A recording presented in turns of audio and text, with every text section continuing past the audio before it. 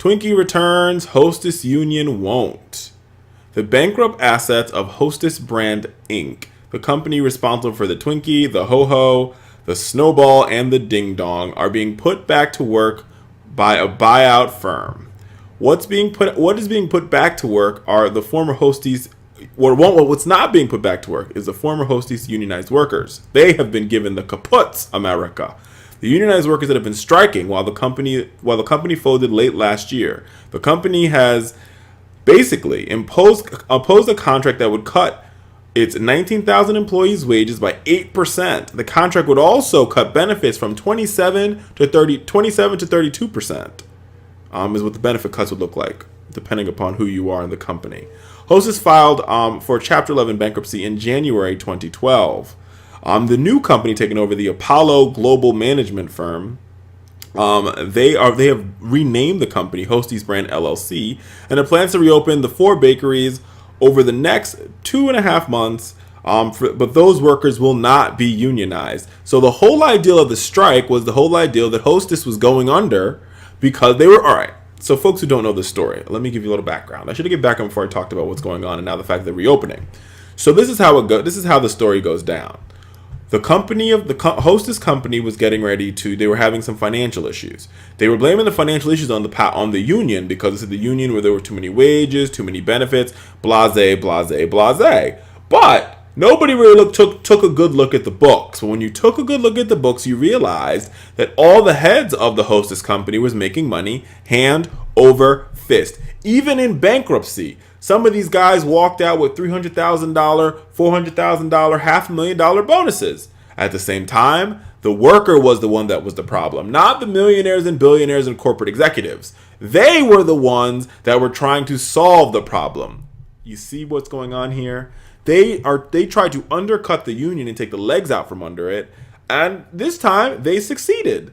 Sadly, these workers will not be the unionized workers will not be put back to work at the Hostess factory, and because of that, America, now the workers at work, they will get 8% less than what they made before. They'll get a 27 to 32% cut in benefits. That's healthcare, retirement, pension, care for your children. And this is the America that they want. This is what I would call in economics a race to the bottom. All these corporate millionaires and billionaires in Wall Street want America to have a race to the bottom. Sadly, while we're having a race to the bottom, the rest of the world is having a race to the top. They're trying to figure out how they can pay their workers more, get more productivity out their workers, and have a better work-life balance. And what you realize is when you look at countries like Germany, you look at countries like the United Kingdom, but Germany in particular, because when I say the United Kingdom, Republicans are like, oh, they had a recession, blah, blah, blah. But let's take a look at Germany. In Germany, the benefits there are 3 times the benefits here in America. And that's why their economy is growing so fast. Same goes to the industrialized parts of China or the business parts of China. China is seeing a raise in wages. Because the people are demanding higher wages. And right here in America, we think it's okay to have a complete and utter and total race to the bottom. That's what we think is the best way for us to spur and create business.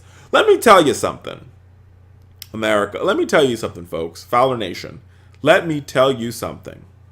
If we want to see America be the city on a hill that this country was supposed to be, what it's going to require is that we all respect each other and all have human decency. We all believe that everybody has the right to human decency, and that means we pay our workers a fair day's pay for a fair day's work. We don't cut any corners, and people at the top cannot make money hand over fist. There's no reason as to why the gap between the income gap is 23, 24 times.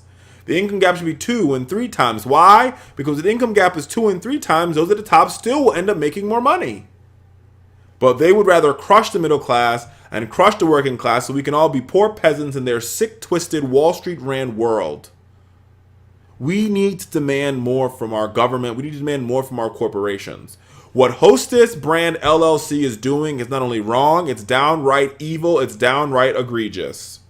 What we need to do is it needs to require action from us. We need to stand up and say we've had enough of this type of business. This is not the first time it's happened. It's not the first time they've tried to undercut the power of the union. It's not the first time they tried to undercut the power of the middle class and working class in this country.